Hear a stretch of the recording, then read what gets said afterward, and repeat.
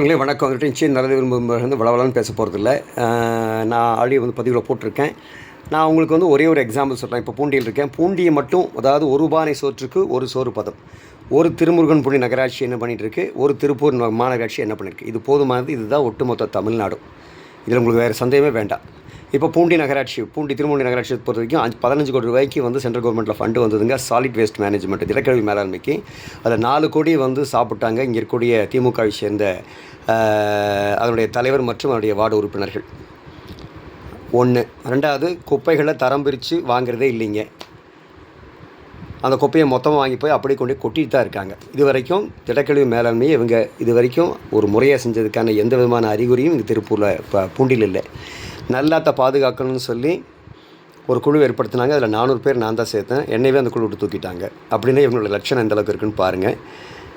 இது 3. 4வது, அந்த திமுக தோழமை கட்சி இடது கம்யூனிஸ்ட்டு அவங்க தான் கடுமையாக எதிர்த்தாங்க. நல்லா நாசம் பண்ணுறாங்க. 15 கோடி ரூபாய் அந்த சென்ட்ரல் கவர்மெண்ட்டில் அதில் 4 கோடி ரூபா ஊழல் பண்ணிட்டாங்க. இப்படி எல்லாம் சொன்னவங்க தான் இடது கம்யூனிஸ்ட்டு. ஆனால் இன்றைக்கி அவங்களே பார்த்தீங்கன்னா திமுக ஜெயிக்கணும்னு சொல்லி பின்னாடி போயிட்டுருக்காங்க. அசிங்கம், கேவலம், வெட்கம். ஆஃப்டரால் ஒரு 5 சீட்டுக்காக தங்களுடைய சித்தாந்தத்தை அடை வைத்துக்கொள்ள சைத்து விட்ட அந்த இடது கம்யூனிஸ்டாக இருந்தால் கழுது கட்டணமான கதையாக. ஒரு காலத்தில் கம்யூனிஸ்ட் தான் தமிழ்நாட்டில் 2ஆம் இடத்துல இருந்தது. இன்றைக்கி கம்யூனிஸ்ட் எங்கே இருக்குன்னு தொழ வேண்டியதாக இருக்குது. காரணம் இவங்களுடைய பைத்தியகார்த்தனமான மதவாதம்னு சொல்லிட்டு. ஆண்டவனை கும்பிட்றவனை மதவாதின்னா அப்போ நான்லாம் இப்போ மதவாதியான்னு கேட்டிருக்கேன். நான் ஆண்டவனை தீவிரமாக கும்பிட்றவன், சிவனை கும்பிட்றவன், அப்போ நான் மதவாதியா? சார், கடவுளை கும்பிட்றதுல உங்களுக்கு என்ன கஷ்டம்? நாங்கள் கும்பிட்டு போகிறோம், அதுன்னு எங்களை பார்த்து மதவாதின்னு சொல்கிறீங்க. அப்போ நீங்கள் என்ன தீவிரவாதியா? உங்களையெல்லாம் என்னன்னு சொல்கிறது? அட போங்க சார். அதனால் இதான் விஷயங்க.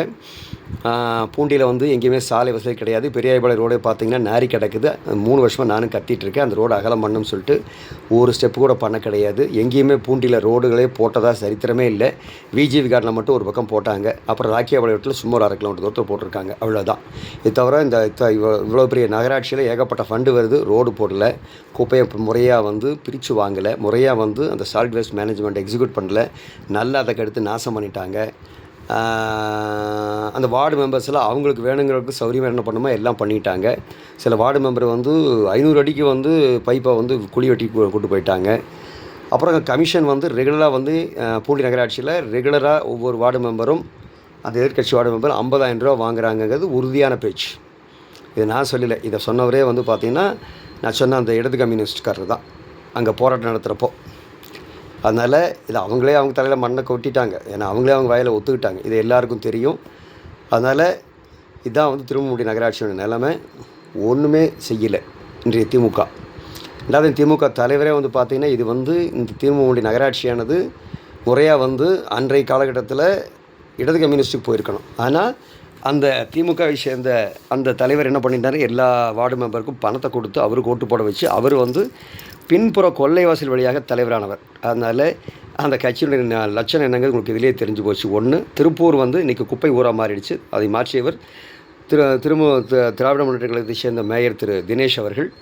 என்ன சொல்லியும் கேட்க மாட்டேங்கிறார். எவ்வளோ போராடியும் நான், இரா சதீஷ் முதற்கொண்டு காலம்பாளையத்தில் அவரை எதிர்த்து நடத்திய போராட்டம் ஒரு அகௌரவமான போராட்டம். ஒரு வழியாக அங்கேருந்து துரத்தணும். அப்போ நெருப்பரிச்சல் போனாலும் அங்கேயும் துரத்தி விட்டாங்க. அங்கேருந்து பல்லடம் போனாலும் அங்கேயும் துரத்தி விட்டாங்க. பூமலூர் போனால் அங்கேயும் துரத்தி விட்டாங்க. எங்கே போகிறோம் தெரியாமல் முழிச்சிட்டு இருக்க. திருப்பூரை நாரி போச்சு. திருப்பூரில் எங்கே பார்த்தாலும் குப்பை. திருப்பூரில் எங்கேயுமே ரோடு போடல. திருப்பூரில் எந்த விதமான பங்களா ஸ்டாப் ஆகட்டும், குமாரம் ஆகட்டும், கருவம்பாளையம் ஆகட்டும், எங்கேயுமே ரோடு போடவே இல்லை. ஆக இதுதான் திருப்பூர் நிலைமை, திருமூண்டி நகராட்சி நிலைமை.